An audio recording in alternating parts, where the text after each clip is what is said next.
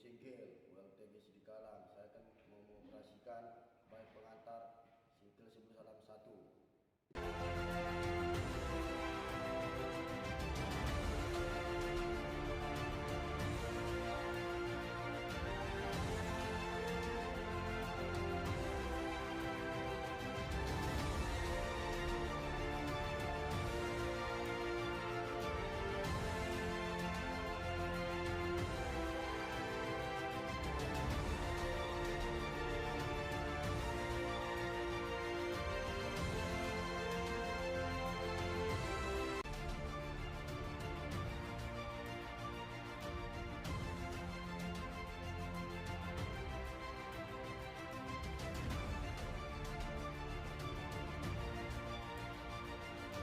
MTU di bagian transmisi atau material utama transmisi atau MTU. Nah, dari ujung sini ada lightning arrestor atau LA. Bentuknya seperti ini. Ini model LA yang satu ini ya, satu isolator, tapi dia tidak memiliki ring ini. Biasanya kan di atas ada ring ini topinya. Ini tidak memiliki ring, sama ya fungsinya sama-sama mengamankan peralatan dari surga petir. Oke, itu tower dead end, ini tower dead end. Oke, kita lihat ini. Untuk counternya dia menggunakan merek Siemens. Saat sekarang terbaca 8 kali terkena petir ya, untuk yang fasa T ini. Oke, sama ini fasa S, itu fasa R. Secara fungsinya ya tadi sudah saya jelaskan, fungsinya untuk ini mengamankan peralatan dari surga petir atau surga hubung. Jadi ketika operasi normal dia tidak berfungsi. Kalau ada petir dia baru fungsi. Dia sistem kerjanya pakai M+ ya. Kalau mau tahu lebih dalam mungkin nanti di bagian ini pengujian atau pemeliharaan lightning arrestor. Kalau ada waktu, kalau ada kesempatan, pemeliharaan lightning arrestor nanti akan kita bahas lebih dalam mengenai lightning arrestor ini. Oke, sesuai urutan. Setelah lightning arrestor, di sini ada PT atau CPT, potential transformer. Adalah alat untuk mengukur tegangan ya, untuk mengukur tegangan. Jadi dia sama kayak trafo, karena kan namanya transformer ya. Kalau trafo daya untuk daya, kalau ini transformer kan untuk tegangan. Sama, ada fungsinya menurunkan tegangan dari primernya 150 kV. Kalau per fase ini 86 kV, diturunkan jadi berapa ya, sesuai nameplate-nya ada, sesuai kebutuhan.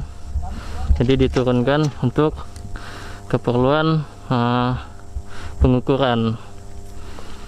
Oke, bisa untuk sinkron dan lain-lainnya.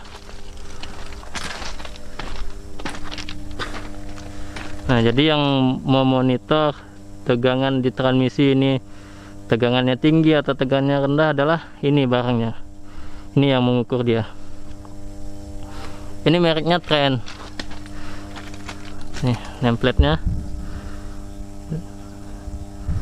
Oke, kita tidak bahas lebih dalam. Karena kalau mau dibahas lebih dalam kita perlu waktu saat pemeliharaan khusus untuk PT. Oke, setelah PT kita masuk di urutan ketiga. Selanjutnya ada PMS line. Nih, PMS line, bedanya PMS line sama PMS bus. Kalau PMS bus dia tidak memiliki grounding lokal. Ini Ini grounding lokal yang panjang ini. Nah, ketika open dia dimasukkan. Kita contohkan yang di line sebelah yang udah padam. Oke. Nah, di sini, nah, ini yang disebut PMS ground atau pemisah grounding. Ketika pemeliharaan dia dipasang untuk membuang induksi-induksi yang ada di transmisi, biar kita bekerja bisa aman dari tegangan induksi, karena induksi di 150 kV itu lumayan tinggi. Oke, bisa jelas kelihatan ya, ini PMS nya, ini pisaunya. Oke, ini box motor penggeraknya. Kalau PMS dia penggeraknya pakai motor, bisa di remote. Sedangkan kalau PMS line, PMS ground, dia harus pakai manual. Ini manual, pakai engkol.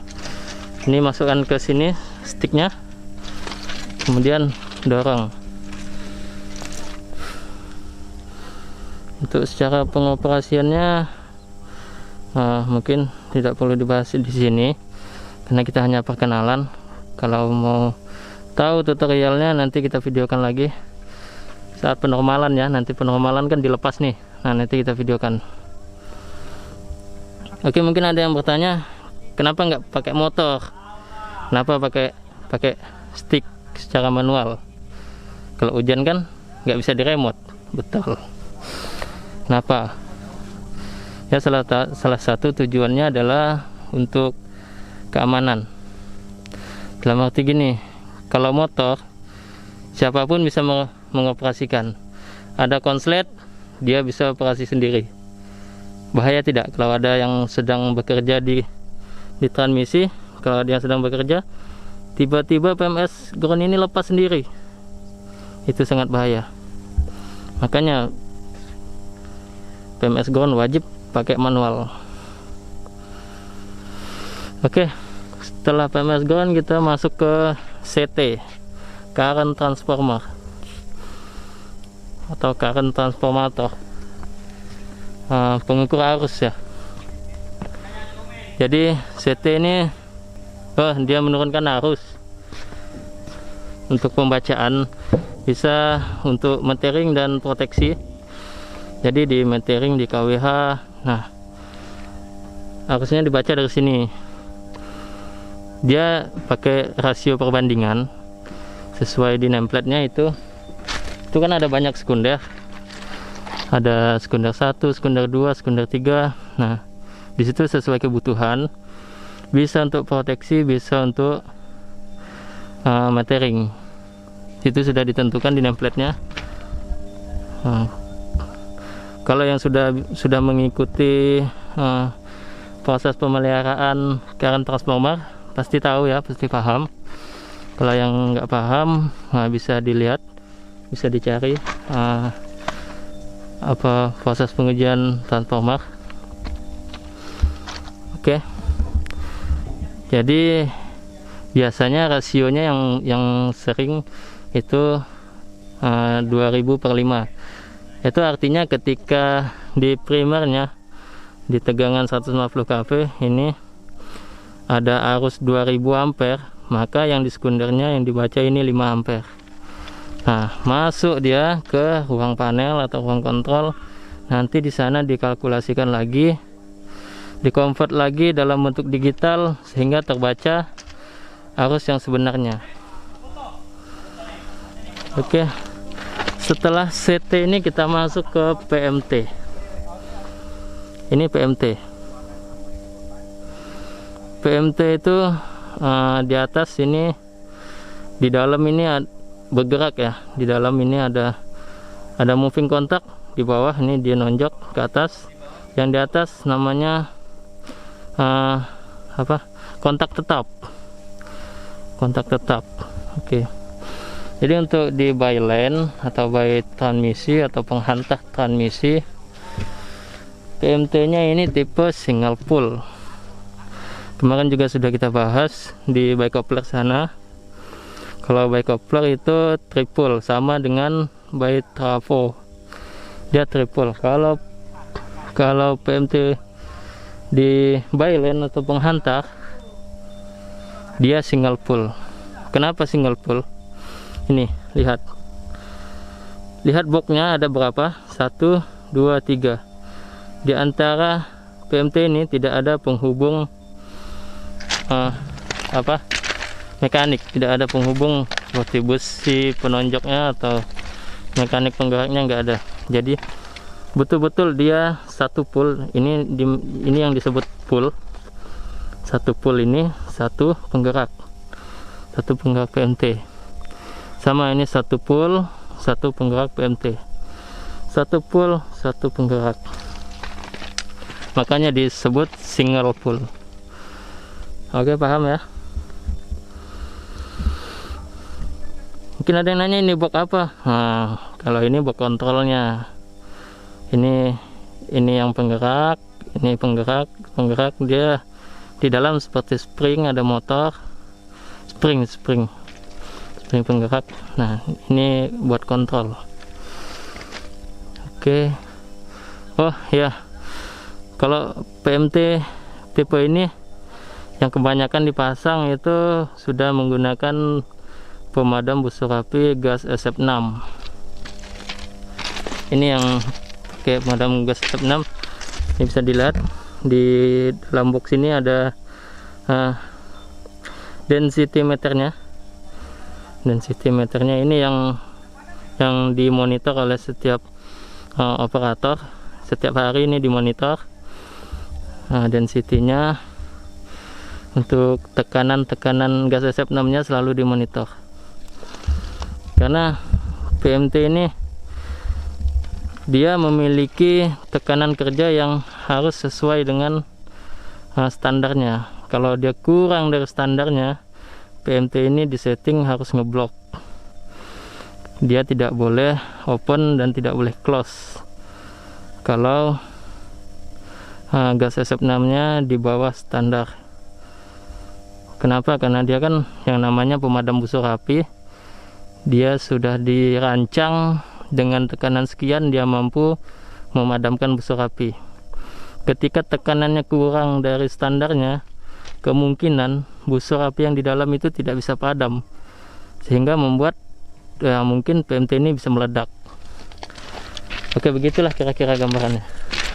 Setelah PMT, kita masuk di PMS bus. Nah, kalau PMS bus ini sama seperti PMS lain, cuman bedanya dia tidak memiliki PMS ground, atau PMS tanah. Kalau mau dipasang grounding, dia harus menggunakan grounding fleksibel. Oke, ini ada bus bar. Ini bus bar 2, ini PMS bus bar 2. Lihat, ini kabelnya masuk ke sini. Ke sini ya. Di sana ada tulisan bus bar 2. Jadi sepanjang ini disebut bus bar 2. Oke, kita masuk di bus bar 1. Nah, ini di bus bar 1. Jadi sepanjang dari ujung sana sampai ke sana itu bus bar 1. Yang sini tadi bus bar 2. Jadi ini buat dispatcher, ini perlu perkenalan. Nah, ini yang biasanya dioperasikan. PMS yang dioperasikan lewat ruang kontrol adalah seperti ini. Ini ya. Oke, sana PMT, CT, PMS LAN, CPT, LA. Apalagi? Oke, kalau yang ini disebut gantry atau serandang. Ini gantry. Ini penghubung antara bus 1 dan bus 2. Ini disebut parallel group PG. Ini yang sering terjadi hotspot nih di sini.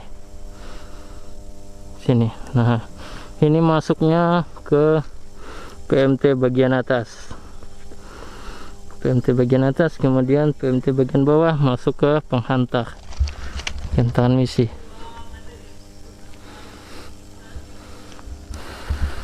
Oke, kalau nggak ada lagi, cukup di sini aja video kita. Kita lanjut di pengujian karena kita mau pemeliharaan nih, sudah padam.